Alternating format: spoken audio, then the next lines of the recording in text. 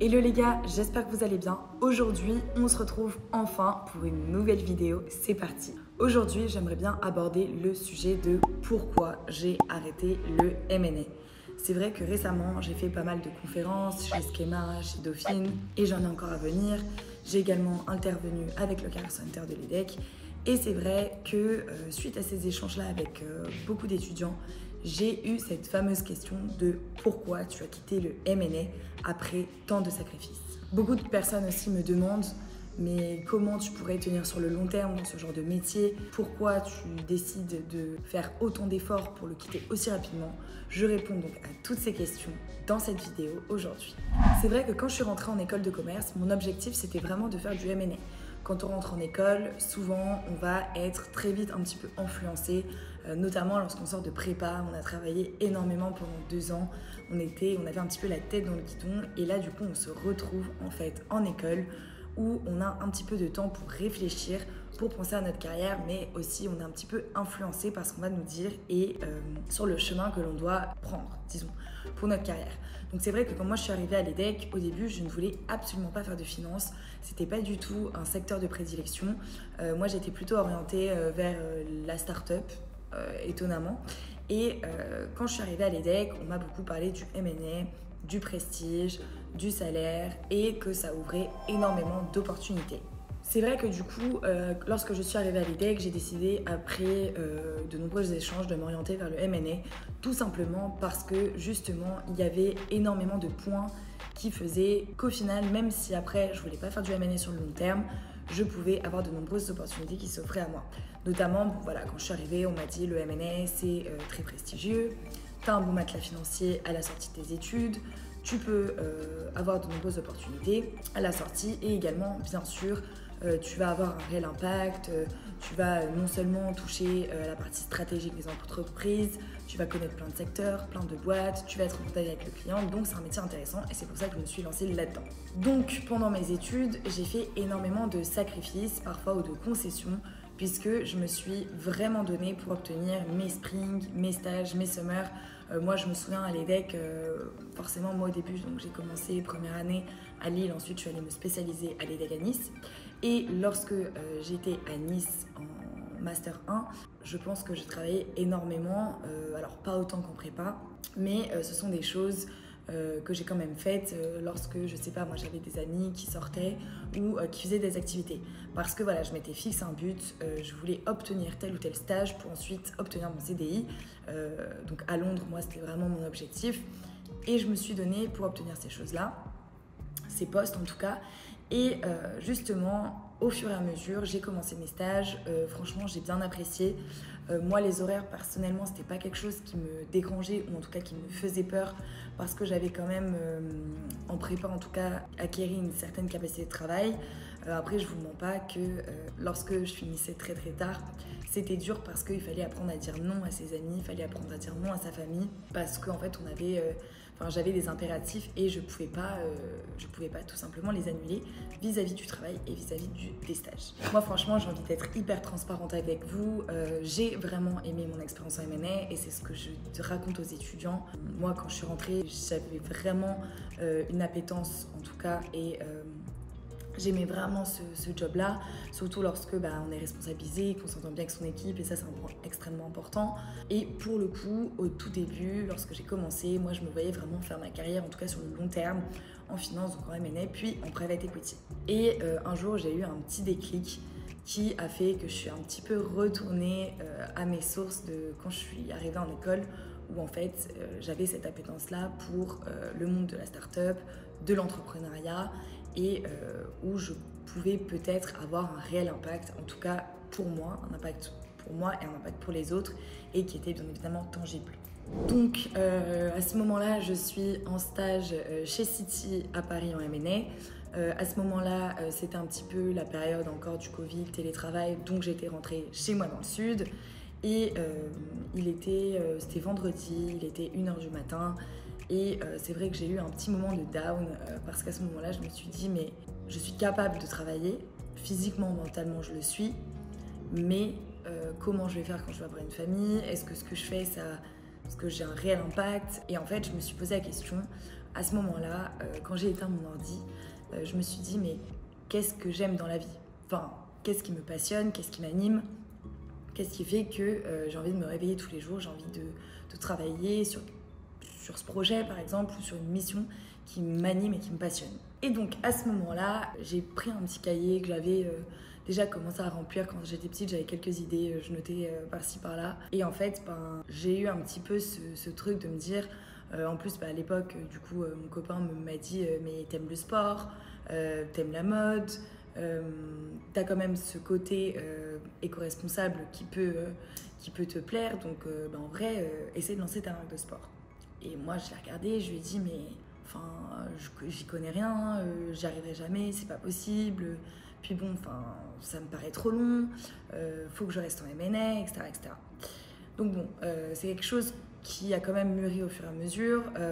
Je finis mon stage chez City, j'enchaîne avec mon summer. Superbe expérience malgré le fait que, comme je vous l'ai dit dans mes précédentes vidéos, les horaires étaient très compliqués à ce moment-là puisque je travaillais sur un deal cross-border avec le Canada et les États-Unis, mais également un deal avec Singapour, donc les horaires étaient catastrophiques.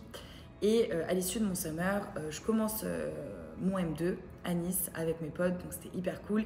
Et à ce moment-là, j'avais du temps. Donc j'ai commencé un petit peu à réfléchir sur le projet de la marque de vêtements de sport éco-responsable. J'ai travaillé dessus, j'ai contacté des usines, j'ai commencé à créer des produits, des prototypes, contacter des ambassadeurs et lancer la com. Donc j'ai grandi un petit peu le projet.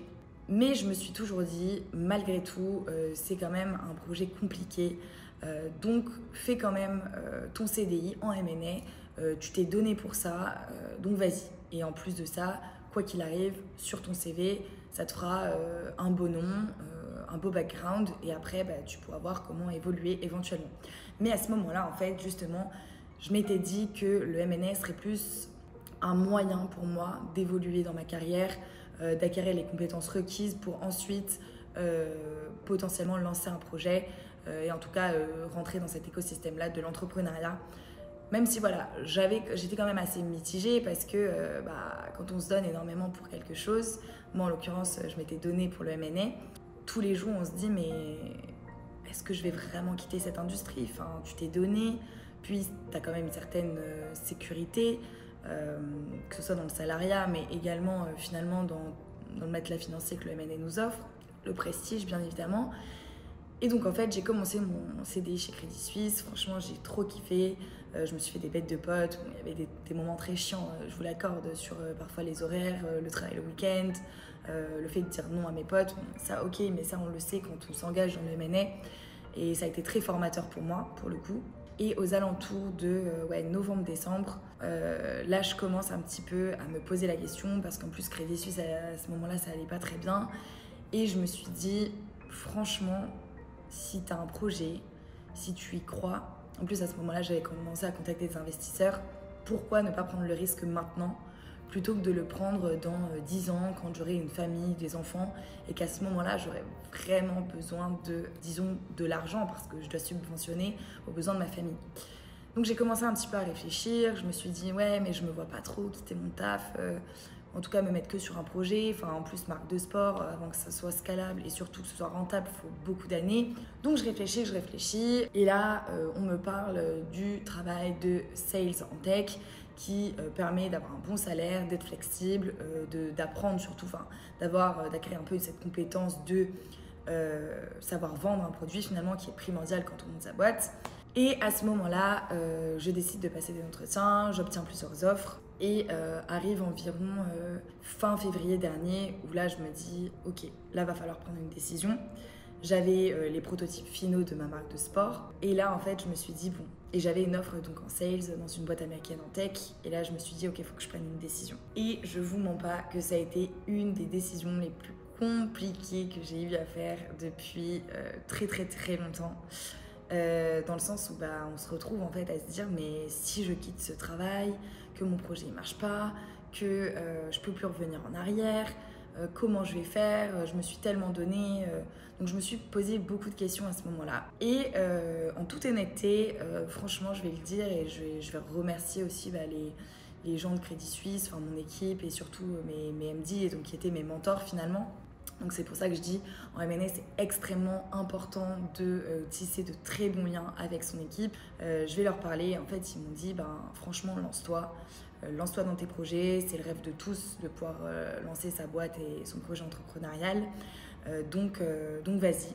Et dans tous les cas, tu l'as sur le CV, tu l'as fait, donc si tu veux revenir dans l'industrie, tu pourras revenir. Donc ça a été un vrai déclic pour moi et surtout une vraie aide, puisqu'à ce moment-là, je me suis dit, je quitte le M&A et je me lance dans mes projets entrepreneuriaux, tout en gardant une sécurité salariale au début en tout cas, et faire donc mon travail en tant que sales dans une boîte américaine en tech. Donc là, je rejoins ma boîte américaine en tech, en tant que sales. Je commence, etc.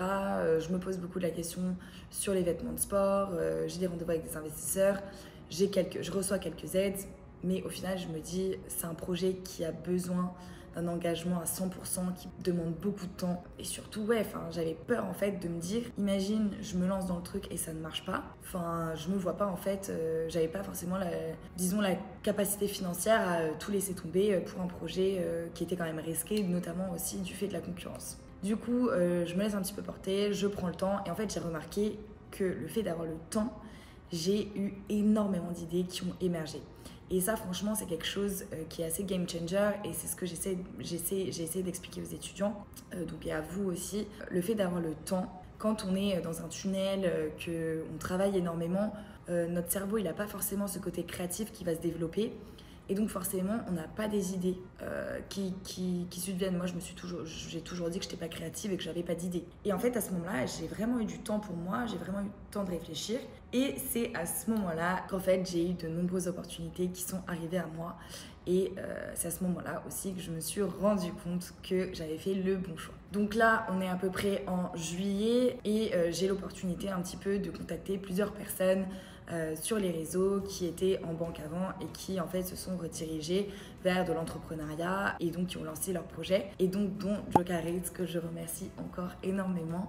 Je le contacte et je passe sur sa chaîne Twitch en live. Et à ce moment-là, c'est vrai qu'il y a beaucoup de choses qui ont changé. J'ai eu énormément de demandes de la part des étudiants. J'ai remarqué qu'il y avait un réel besoin sur le marché.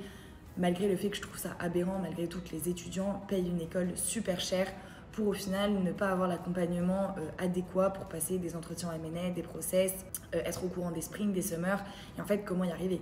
Moi je trouve que c'est quand même quelque chose d'embêtant. Et après ça en fait j'ai décidé donc de lancer mon projet entrepreneurial Edge, qui est un programme de coaching personnalisé pour les étudiants. Et tout a commencé donc à ce moment-là. Donc j'ai vu mes réseaux exploser. J'ai vraiment également passé beaucoup de temps parce que mon objectif aussi c'était d'être très transparente sur le métier du M&A et surtout de vous partager un maximum de tips pour y arriver, pour réussir et moi vous expliquer comment j'ai réussi à obtenir tel ou tel stage. Donc voilà, aujourd'hui on compte plus de 50 étudiants. On a déjà signé 3 partenariats avec 3 assos. Je fais plusieurs conférences, j'ai une audience qui grandit tous les jours et je vous en remercie énormément. Ce que je vous conseille vraiment de faire, c'est de prendre le M&A. En tout cas, si c'est quelque chose dans lequel vous voulez vous lancer, je vous le recommande. Tout simplement parce qu'au début, ça va vous apporter un certain bagage. D'un point de vue de connaissances techniques, connaissances interpersonnelles, vous allez agrandir votre réseau. Malgré tout, vous travaillez avec des investisseurs, des fonds d'investissement, vous travaillez avec des personnes qui plongent dans ce milieu-là. Donc c'est hyper important, surtout si après vous avez besoin de suivi. Moi aujourd'hui, j'ai encore des conseils de mes MD ou des investisseurs avec qui j'ai pu travailler. Et surtout, ça va vous offrir de très belles portes. Moi, je regrette absolument pas de l'avoir fait et dans tous les cas, je pense qu'au début, c'est vraiment comme ça qu'il faut réfléchir. En tout cas, c'est le conseil que je peux vous donner. Si vous êtes passionné par quelque chose, notez-vous toutes vos idées, mûrissez. Je pense qu'il faut aussi avoir une certaine maturité et de toute façon, on apprend tous les jours. Mais je vous conseille vraiment si vous voulez vous lancer dans cette carrière-là ou vous hésitez, en tout cas, si vous hésitez, prenez vraiment comme un moyen de grandir et d'évoluer dans votre carrière. Et lorsque vous avez mûri votre projet, à ce moment-là, vous pourrez vous lancer. C'est vraiment ce que je recommande. Et donc voilà, après, on a tous des avis différents. Si vous lancez en école déjà votre projet et que ça marche, continuez là-dedans. Mais voilà, le M&A, c'est quand même quelque chose de très formateur qui va vous apprendre beaucoup, même en termes de capacité de travail. Et moi, franchement, ça m'a énormément aidé dans mes projets. Donc voilà, j'espère que cette vidéo vous a plu, qu'elle a pu vous donner un petit peu une vision aussi des choses. Et surtout, si vous hésitez aujourd'hui parfois à vous lancer dans le M&A parce que vous n'avez peut-être pas envie de faire ça toute votre vie. Donc voilà, n'hésitez pas à poser vos questions. Je vous fais de gros bisous et on se retrouve très vite pour une nouvelle vidéo. Bisous!